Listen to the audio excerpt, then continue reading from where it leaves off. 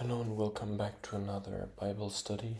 Um, Today we'll be going over Genesis chapter 16, 17, and 18. It will be very short because I have marked out a decent amount of stuff for chapter 16, one thing in chapter 17, and then nothing in chapter 18. So it won't be long. But I'll get right into it so we can all move on with our day. So in chapter 16, there's basically just one thing which I have marked out, and that's at multiple, or it's mentioned multiple times in this chapter, and that is the angel of the Lord. It's in verse 7. Now the angel of the Lord found her by a spring of water in the wilderness. Verse 9. The angel of the Lord then said to her, "Return to your mistress and humble yourself under her hand." Verse 10. The angel added, "I will increase your descendants so much that they will be too numerous to count." Fuck me. Excuse my voice. Verse 11.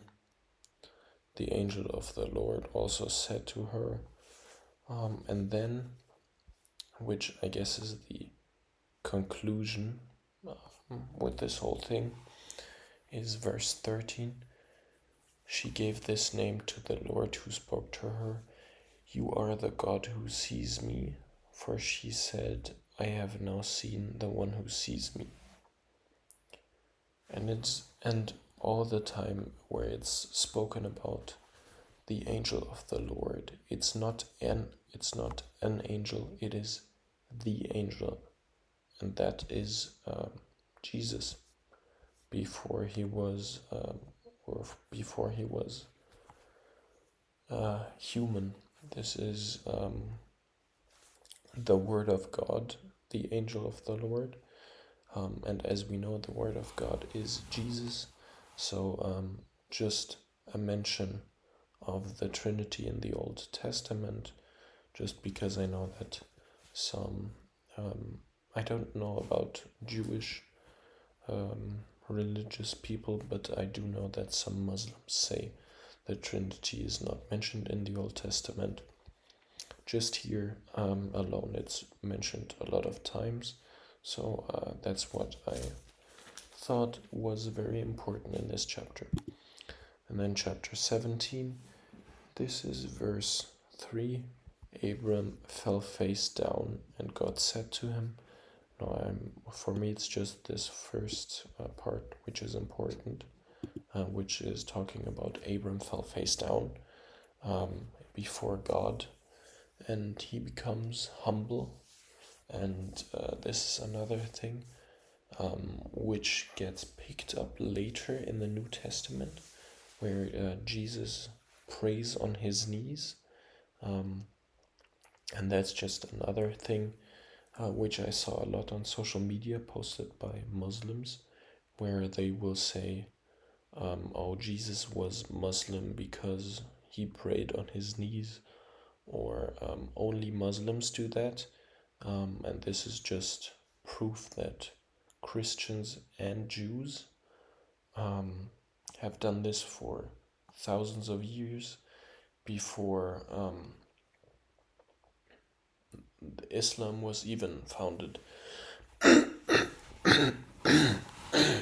Dang, my voice is... No, anyways. That's basically everything I marked out for chapter 17. And then chapter 18, now Abraham is Abraham and not Abram anymore. He gets his name changed in chapter 17, verse 5. "No longer will you be called Abram, your name will be Abraham, for I have made you a father of many nations," which in the Orthodox Bible it explains that Abram means, or so his first name means exalted father, and Abraham means father of many. So he gets his name changed because he will be the father of many. And then for chapter 18, it's basically Abraham saying, please don't wipe out Sodom and Gomorrah. They can't be that bad. And God says, if there's just 1 or 3, I'm not.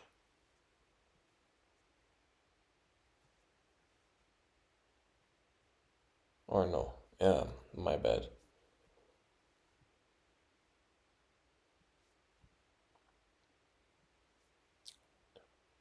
Yeah, so Abraham pleads for God to not destroy Sodom and Gomorrah if there are even 10 people that aren't evil.